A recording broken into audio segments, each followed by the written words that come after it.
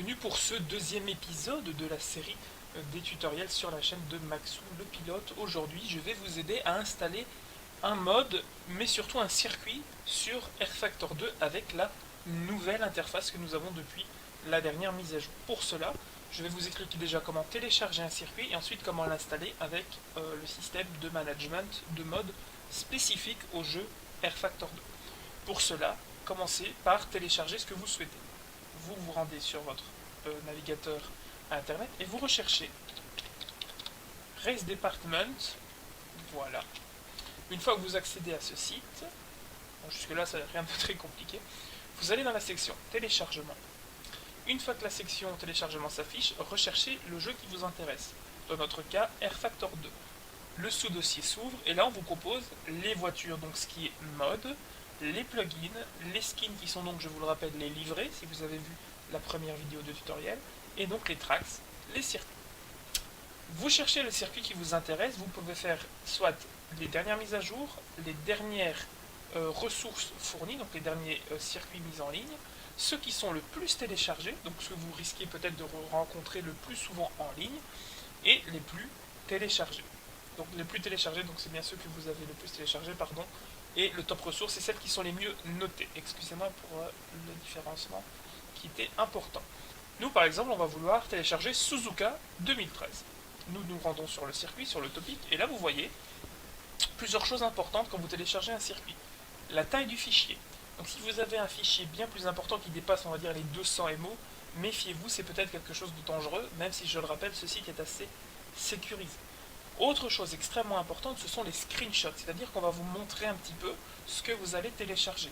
Il est important de jeter un œil sur ce que vous allez télécharger parce que pour ceux qui ont de moins bonne connexion, ça va vous prendre un petit peu de temps à le télécharger.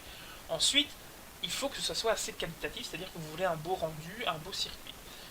Ce rFactor 2 contient pas mal de circuits qui ont été importés du premier rFactor, mais il y a eu dans le passé des cas où par exemple des jeux comme Grand Prix Légende nous ont fourni les circuits pour le mode F1 1967 de rFactor premier du nom. Donc il est important de voir ce que vous téléchargez et la qualité visuelle du circuit. Regardez également la version dans laquelle le circuit est proposé, dans ce cas-ci la version 1.0. C'est-à-dire que c'est une version correcte, qui est complètement débuggée. Vous avez des circuits qui sont en version 0, 0.1, 0.2, 0.3, qui sont des circuits où vous avez peut-être simplement la structure du circuit, donc les virages. Vous n'avez pas de panneau de freinage, vous n'avez pas de rail, vous n'avez pas de public, enfin bref. C'est vraiment des circuits qui sont naissants et en cours de développement. Donc regardez bien ce que vous téléchargez. Une fois que vous téléchargez le fichier, comme ceci, il va se mettre dans votre barre. Une fois que c'est terminé, vous fermez votre navigateur internet et vous avez votre dossier compressé qui est sur votre bureau. Un clic droit et vous allez extraire ici l'élément. Donc vous voyez que ce n'est pas un élément comme un dossier comme on a pu voir pour le premier épisode. Ce n'est pas un dossier que vous allez glisser dans les dossiers du jeu spécifique. Non. rFactor 2 a une particularité, c'est qu'il a, comme je vous le disais, un management de mode. Donc, je vais vous montrer ça tout de suite, ce sera plus simple qu'une longue explication. Vous vous rendez sur votre ordinateur, dans votre poste de travail, pour les plus anciens, et vous cherchez le dossier rFactor 2. Pour ma part, c'est sur mon second disque dur, dans le dossier de mes jeux, et j'ai ensuite, voilà, vous voyez, rFactor 2. Je sélectionne le dossier, et j'ai différents sous-dossiers. Je vais m'intéresser au dossier Package. Le dossier Package, c'est l'endroit où vous allez placer vos modes. Donc je l'ouvre, vous voyez ici tous les modes que j'ai déjà installés sur mon rFactor 2. Vous voyez qu'il y a un dossier spécifique pour les skins, mais ça j'y reviendrai pour un autre tutoriel. Vous réduisez la taille de votre fenêtre, vous prenez votre élément, vous maintenez votre clic gauche, et vous venez copier, glisser l'élément dans le dossier. Une fois que c'est fait, supprimez votre mode de votre bureau, et votre dossier qui contient le mode, soit vous le stockez si vous l'appréciez, si vous ne voulez pas, c'est à votre simple choix, vous le glissez également dans la corbeille.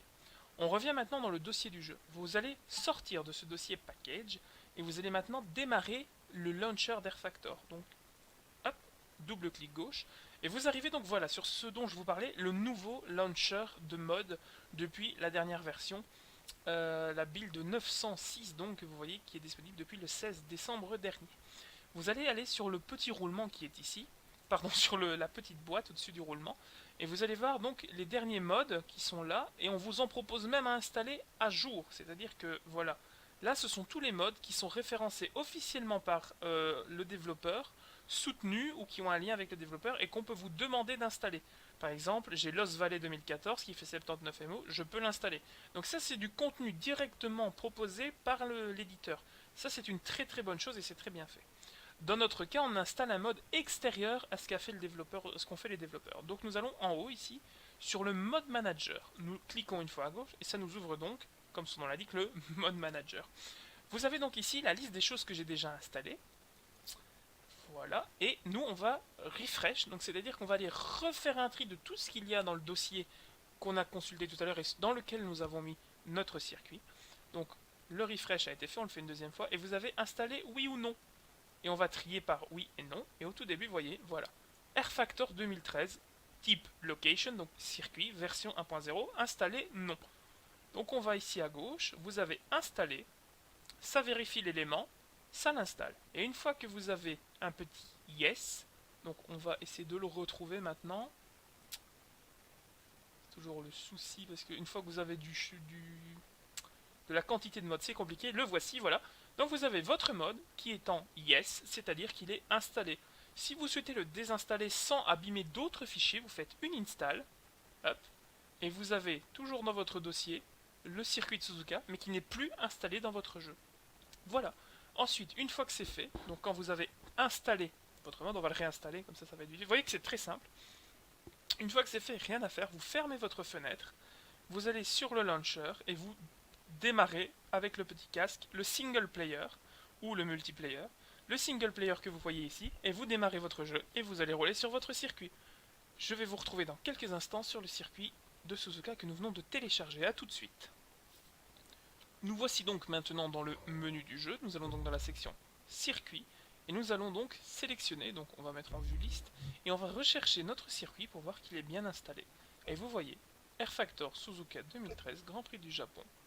J'accepte, je sélectionne ma voiture au hasard, et une fois que c'est sélectionné, eh bien rien ne m'empêche de me rendre sur le circuit et de rouler sur le circuit que je viens de télécharger.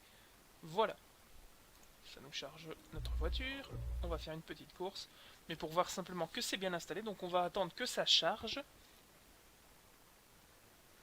Et voilà, miracle, nous avons spawn dans notre garage avec notre voiture sur le circuit d'RFactor Suzuka 2013, et voilà. J'espère que cette vidéo vous aura plu, n'hésitez pas à la commenter si vous avez un souci, je me ferai un plaisir de vous aider, et je vous dis à la prochaine, salut!